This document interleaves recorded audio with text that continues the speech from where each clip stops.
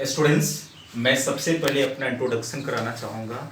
मैं पप्पू कुमार सिंह, मेधा public school के प्राचार्य के नाते मैं आज आपके बीच में बायोलॉजी का क्लास रिप्रेजेंट कर रहा हूँ। यह मेरा फर्स्ट क्लास होगा। आप सबों का यूट्यूब चैनल पर स्वागत है, अभिनंदन है। अब मैं आपको बायोलॉजी के बारे में बताना चाहूँगा। आज फर्स्ट क्लास है मेरा, तो मैं सोचा कि आज बायोलॉजी से आपको अवगत कराओ। स्टूडेंट्स, इस ब्लैक बोर्ड पर आप देख सकते हैं बायोलॉजी, यहाँ मैं डोनेट किया हूँ, बायोलॉजी लिखा हूँ। बायोलॉजी को अब मैं बांट कर अर्थात विभेद कर बताना चाहूँगा। बायोस का मतलब जीवन होता है, जिसको इंग्लिश में हम लाइफ बोलते हैं। लॉगस मीन्स स्टडी होता है, जिसका अर्थ अध्ययन होता है। तो मैं स्टूडेंट्स आपको बताऊं कि बायोलॉजी क्या है। What is biology? Biology the branch of science in which we study about living beings. आपको पता होना चाहिए बायोलॉजी का एक दूसरा नाम भी होता है, जिसको हम लाइफ साइंस बोलते हैं, क्योंकि ये लाइफ से जुड़ा हुआ है। हम जो भी हैं, इससे पृथ्वी पर प्लांट्स है, एनिमल्स हैं, सभी प्रकार के जीव हैं, ये सभी लिविंग बीइंग्स हैं, अर्थात ये लाइफ साइंस है, क्योंकि इसमें उसी का अध्ययन किया जाता है जिसमें जीवन हो। तो आइए स्टूडेंट्स, इसके बाद हम चलते हैं। फर्स्ट लाइन है इट वाज, यानी biology, it was used by Lamarck and Treviranus in 1801 for the first time. इसका सबसे पहले प्रयोग लेमार्क और ट्रेविरेनस के द्वारा 1801 में किया गया था। अब मैं आपको बताना चाहूंगा फादर ऑफ बायोलॉजी किसे कहते हैं। तो फादर ऑफ बायोलॉजी एरिस्टोटल है। Aristotle is known as father of biology, क्योंकि सबसे पहले इस पृथ्वी पर एरिस्टोटल ने प्लांट्स और एनिमल का विवेक किया था, कुछ खास कैरेक्टर के आधार पर। इसलिए हम एरिस्टोटल को फादर ऑफ बायोलॉजी बोलते हैं। फादर ऑफ जूलॉजी भी एरिस्टोटल है, और फादर ऑफ बॉटनी थियोफ्रेस्टस हैं। अब मैं बताऊंगा आपको कि ये जूलॉजी और बॉटनी क्या है।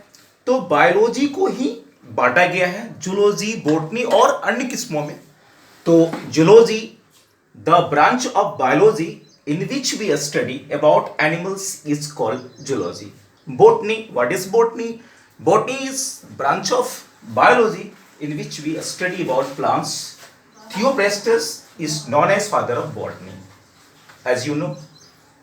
नेक्स्ट मैं आपको बताऊं कि बायोलॉजी हम पढ़ते क्यों हैं, अर्थात बायोलॉजी क्यों पढ़ा जाता है और इसके पीछे हमारा उद्देश्य क्या है। स्टूडेंट्स, जब हम उद्देश्य जान लेते हैं तो पढ़ने में बहुत मजा आता है।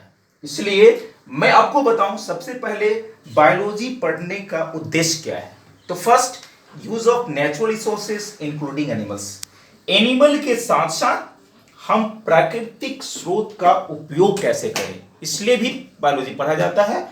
और second, curiosity to attain lots of knowledge about animals. और जब हम अपनी जिज्ञासा की शांति के लिए, अर्थात जानवरों के साथ, पशुओं के साथ, प्लांट्स के बारे में जानने के लिए, अर्थात हमारे मन में जो उत्पन्न होता है जिज्ञासा जिसको बोलते हैं,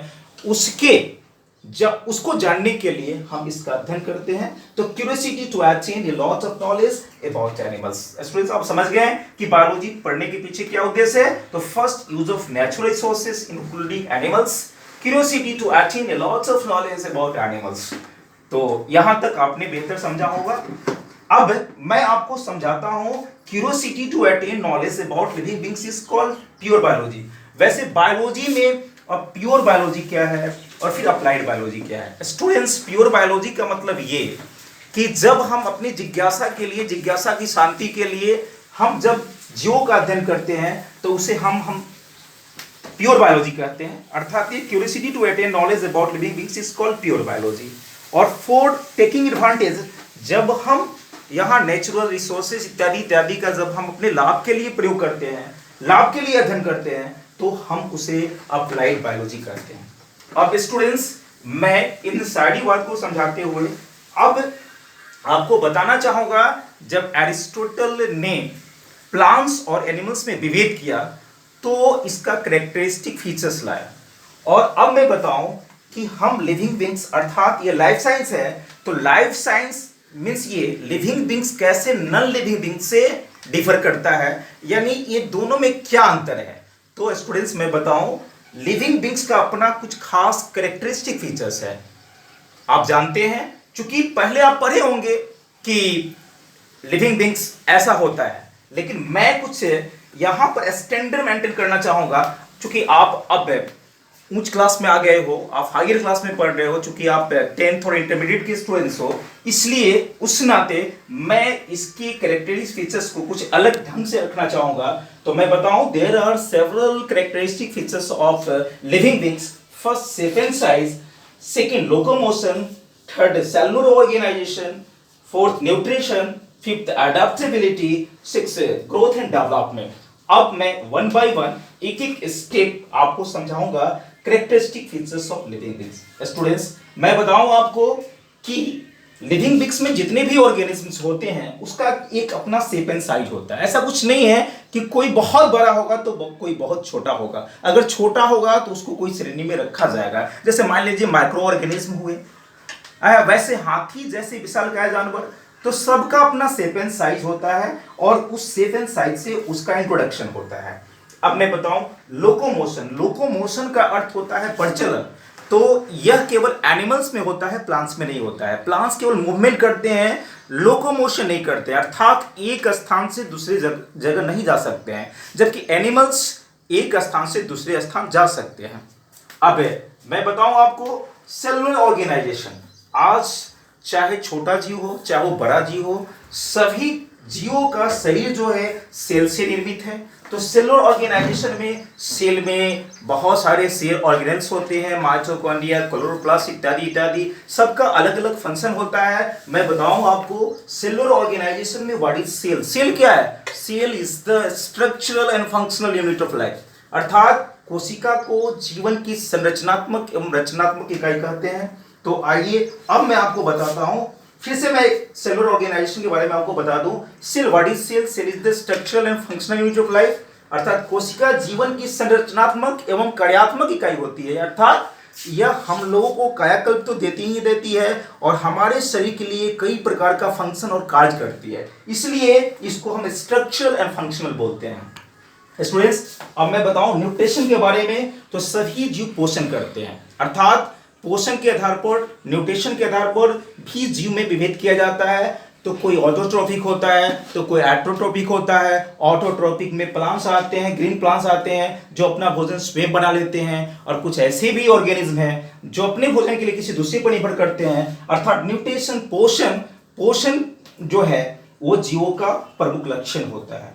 अब मैं आपको बताना चाहूंगा एडेप्टेबिलिटी के बारे में। यहां जो अंकित है एडेप्टेबिलिटी जो मैं लिखा हूं, अर्थात एडेप्टेबिलिटी का मतलब होता है अनुकूलन। सभी जीव अपने अपने आवास में अपने ढंग से रहने के लिए सक्षम है, और इस विधि को, इस चीज को हम लोग एडेप्टेबिलिटी के नाम से जाने जाते हैं।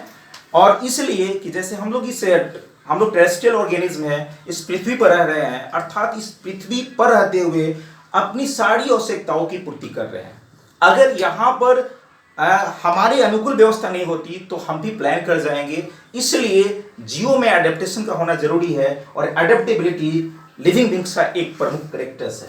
अब मैं लास्टली ये जो बोर्ड पे लिखा गया है इसमें मैं ग्रोथ एंड डेवलपमेंट के बारे में बताऊं। तो सभी जीव, अगर हम निर्जीव से तुलना करें, नॉन लिविंग से तुलना करें, तो नॉन लिविंग में ये नहीं पाया जाता है कि वो वृद्धि करते हैं, उनका विकास होता है। जब कभी बात होगी ग्रोथ एंड डेवलपमेंट की तो वो लिविंग बींग्स में होता है, इसलिए living beings growth and development को लेकर नॉन लिविंग से अलग है। तो यहाँ स्टूडेंट्स आज आपको मैं बायोलॉजी का इंट्रोडक्शन कराते हुए इससे जुड़ी कई प्रकार के तथ्यों को आपके बीच में रखा। मुझे पूरा विश्वास है कि आपको अवश्य पसंद आया होगा, इसलिए आप अगर पसंद करते हैं तो मेरे YouTube चैनल को सब्सक्राइब करेंगे। Thank you so much.